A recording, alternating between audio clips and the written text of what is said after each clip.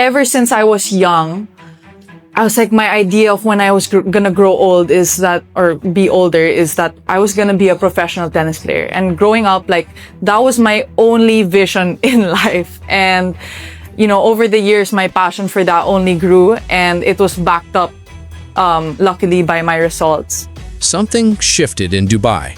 Not just the rankings, not just the scorelines. Power shifted. While giants stumbled, while headlines focused on shock defeats, one name quietly walked away with something far bigger than points. Eala didn't just leave Dubai with momentum. She left with the entire industry watching. And what happened next? That's where it gets serious. Dubai wasn't supposed to be chaotic. It was supposed to be routine. Top seeds handling business, favorites protecting points, order staying intact. But then, everything cracked. Jessica Pegula delivered a dominant performance that reshuffled expectations. Coco Gauff exited earlier than predicted. Elena Rybakina couldn't hold her ground. Elina Svitolina faced brutal pressure. The rankings trembled. But while analysts debated who fell, they barely noticed who rose. Because sometimes the biggest move isn't loud, it's strategic. And Eala's rise wasn't accidental. It was timed. There was a moment in Dubai. After match point, the crowd stood. The applause didn't fade quickly. Cameras didn't cut away fast.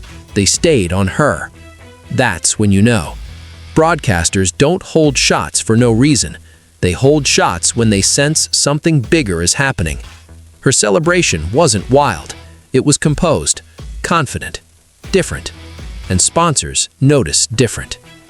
Yeah, Alex is amazing. Hopefully she's the next podcast guest and we can kind of get to know her and talk to her more. But the way that she's been able to pack stadiums and the way that her country supports her is something special, and she handles it, I feel like, so maturely and with such grace. And she just seems so appreciative of all the support she gets.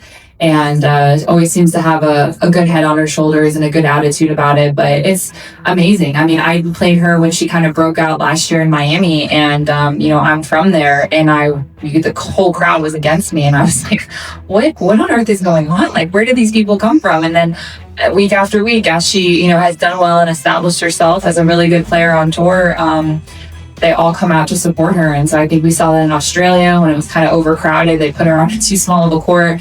We saw it here. You can hear it from the hotel. You can hear the crowd roaring, especially at night. So it's incredible. And I think it's awesome what she's doing for her sport. She's a perfect role model for it.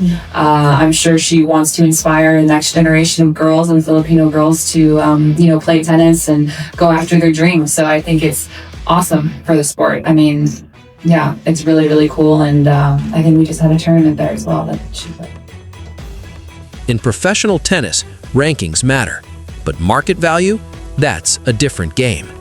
After Dubai, social engagement around her surged. Highlight clip US sports panels began mentioning her as one to watch. This wasn't just performance growth. This was brand acceleration. And brands move fast when they smell global crossover potential. Here's what most fans don't see. After a breakout tournament, phones start ringing. Agents get emails. Marketing teams request meetings. Exploratory conversations begin. No announcements, no press releases, just quiet positioning.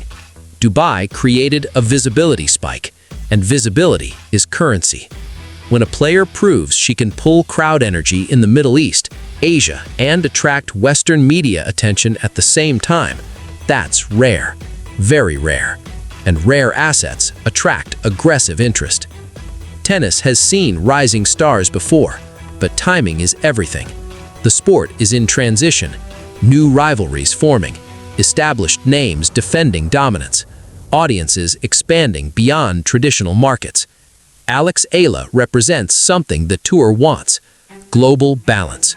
She carries Southeast Asian pride. She resonates with younger fans. She performs on big stages without shrinking. And Dubai amplified that narrative.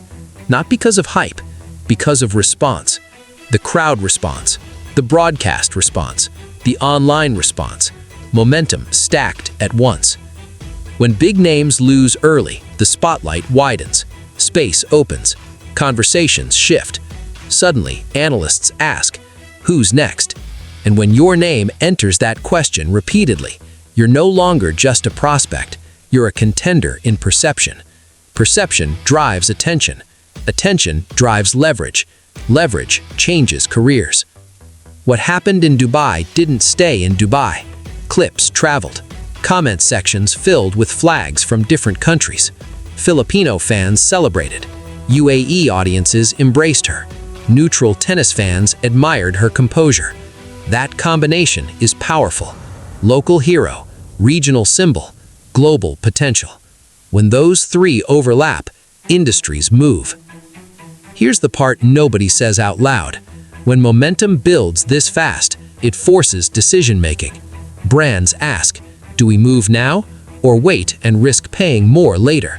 Because once a player breaks into consistent deep runs, endorsement value climbs rapidly. Dubai may not have crowned a champion storyline for her, but it crowned something else: relevance. And relevance is often worth more long-term than a single trophy. Now comes the real test. Momentum creates expectation. Expectation creates scrutiny. The tennis world watches differently now. Opponents prepare harder. Media asks sharper questions. Fans expect deeper runs. But here's what made Dubai important. She didn't look overwhelmed.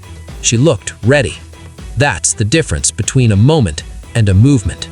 I know you were mostly supporting Alex, but I have to say it is great to be on a crowded court. I've played this tournament for many years, and to see the stadium full, it means a lot. And